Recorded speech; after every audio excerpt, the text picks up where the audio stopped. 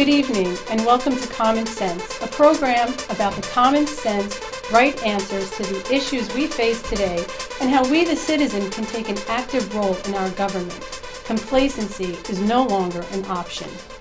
We start off tonight's program with the government pet peeve of the week.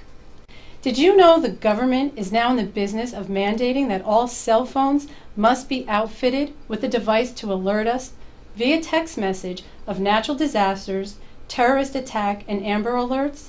The Personal Localized Alert Network, or PLAN, is first being piloted in New York City and Washington and going full scale in all major cities by April 2012.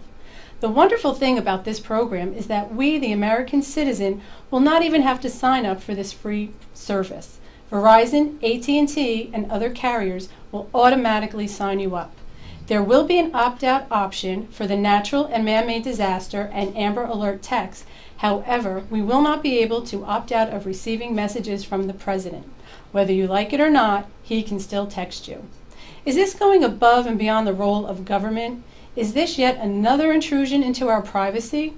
As Benjamin Franklin said, every time you give up something for the sake of safety, you give up your freedom. The usual liberal reasoning is, it's for the children, it's for the seniors, it's for your own good. When does it end?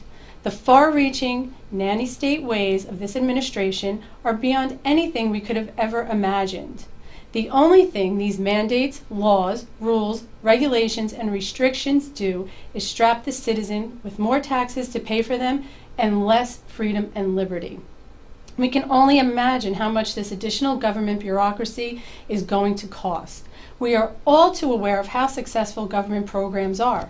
Post Office, Amtrak, Social Security, Medicaid, any of that ring a bell? How do we, the tax-paying citizen, fight back? We could start with our cell phone carriers and demand that we don't want this device on our cell phones, and we could use disposable cell phones, or we could just go back to using landlines. Of course, it's always our behavior that has to be altered. Maybe if we hit the cell phone carriers in their pocket, they will listen to us. And now for our first segment. Is socialism immoral? The mantra of this administration is that it is unfair that some people have more than others, and we need to redistribute the wealth.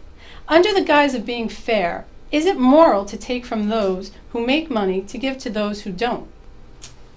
Here to discuss the immorality of socialism is Reverend Dr. Harris and Michael Payuki, Essex County resident. Reverend Harris, we'll start with you. Can you please first give us a definition of what socialism is?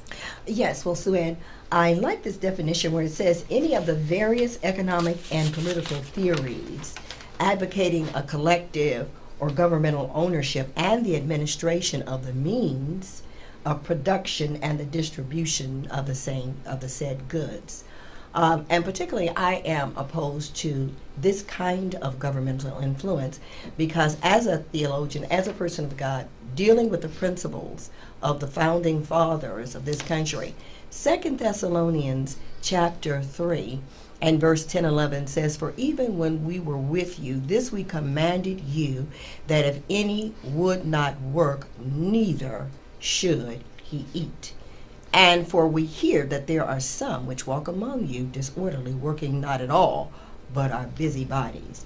And we're not just saying that everybody is lazy and nobody wants to work, but we're saying that no one should be made to take from his pocket involuntarily to give to another. It should be an act of love and compassion. Right. So when we say that socialism is not compassionate, what we're really saying is that almost that it's theft when we do that. Michael, what are some of your feelings about the role of socialism in our society? Yeah, my feeling is that this administration is guilty of more than just socialism. I believe that they include communism, totalitarianism, and fascism. They have taken over control of forms of industry. As just recently, they are dictating to Boeing that they can't do their manufacturing in South Carolina, where they built $1 billion plant plus, and they must take their production and go back to Washington, where the unions are in control of every worker. Right. This is the first time in American history this has ever happened, And to me, that's going a lot further than just socialism. To me, that is more of a form of totalitarianism Right. under this administration. There are many areas of where he has gone into stealing people's money, such as GM, where he took bondholders who were always first under bankruptcy rules to get their money, and he has diminished their input into it and hurt many interests along the way with pension plans and whatnot, where they had secure debts. Redistribution that never worked in Europe. They're getting out of it, and we're getting into socialism in many forms. It does seem as well that our country was based on individualism and not collectivism, and it seems for the first time that's really where there has been such a huge government push. I mean, our Constitution gives us our inalienable rights of life, liberty, and the pursuit of happiness, which to me means that the government can't get in the way of you pursuing those things, not that you have to give to others so that they can have those things. Reverend Harris, can you speak to that? Yes, Sue Ann, one of the things that I'm very concerned about is I've been reading and researching after it asked me to talk about this topic, about those of us, our kids 30 and under, who believe that socialism is better than capitalism.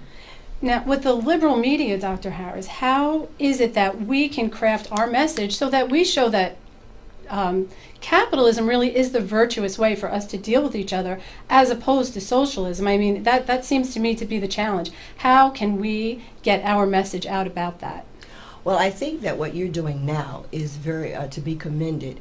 But you have to also understand socialism is also a type of pseudo or false type of religion, because the people that believe in it think that they're helping. And that's going to be the difficulty at disbanding it. We have to show through our way, that God is a God of freedom, and that our country was founded on the godly principles and biblical principles. And I think the more we espouse that and talk about what God has ordained for our country, the better off we'll be. Which is why our founding fathers did say that, you know, our inalienable rights come from our Creator and from no one else. Would you like to speak on that, Michael? Yeah, I believe that the youth of this country have been indoctrinated, and eventually they're going to see the light and see that this country was built on capitalism and not socialism.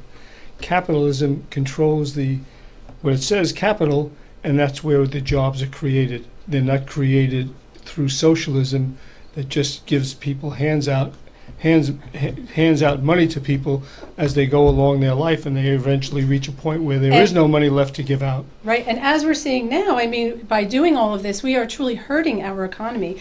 This has done nothing to push our economy forward, to offer people jobs. It seems companies are holding back and not hiring people because they don't know what government regulation, which to me is another tax, which means less freedom for the company to hire people and to give people jobs. I think too, Sue Ann, that the youth of this country, they want to see something good happen in the country. They believe in what they're doing, and that's the danger of it, because they don't understand the totalitarianism, as he was talking about, of it.